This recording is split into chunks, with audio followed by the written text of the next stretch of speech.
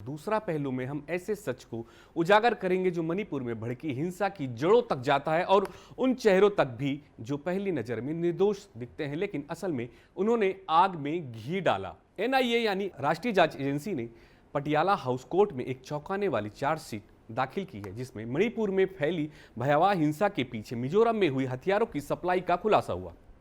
मणिपुर में 2023 और 2024 में जो कुछ हुआ वो सिर्फ जाति संघर्ष नहीं, यह सुनियोजित, संगठित और प्रायोजित था। हजारों लोग बेघर हुए, सैकड़ों जाने गई और समाज में जो जहर घुला वो आज भी महसूस किया जा सकता है। लेकिन सवाल है, इस आग को किसने हवा दी?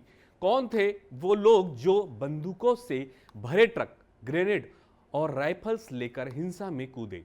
26 मई को एनआईए ने पटियाला हाउस कोर्ट में चार्जशीट दायर की। चार्जशीट कहती है कि मणिपुर में जो हथियार मिले उनके सीरियल नंबर में जांच एजेंसी को मिजोरम तक पहुंचा दिया। वही मिला messrs Israel arms and ammunition, Mizoram के शेरछिप जिले में रजिस्टर एक अधिकृत डीलर।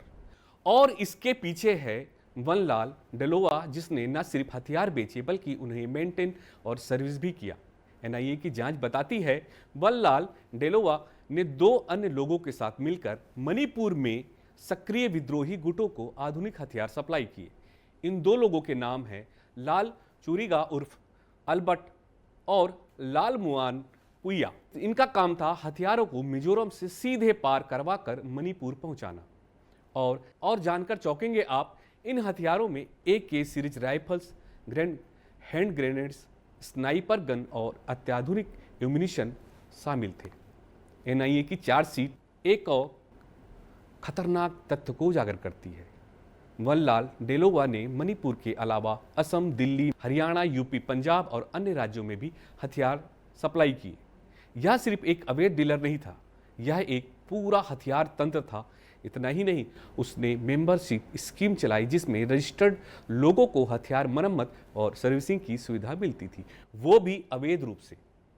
अब सवाल यह है कि क्या राज्य सरकारों को मिजोरम के इस नेटवर्क की भनक थी? क्या भारत जैसे देश में जहां हर हथियार का रिकॉर्ड होना चाहिए, वहां एक रजिस्टर्ड डीलर खुलेआम आतंकियों को हथियार कैसे दे सकता है?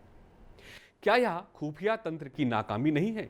क्या यह न सिर्फ मणिपुर बल्कि पूरे भारत की आंतरिक सुरक्षा के लिए खतरे की घंटी नहीं है? हमारा पड़ोसी म्यांमार मिजोरम से लगा हुआ है, वहां चल रही है अस्थिरता का असर मणिपुर और मिजोरम दोनों पर पड़ा है। विद्रोही गुट, हथियार सप्लायर, ड्रग्स कार्टेल सब इस सीमावर्ती क्षेत्र में सक्रिय हैं।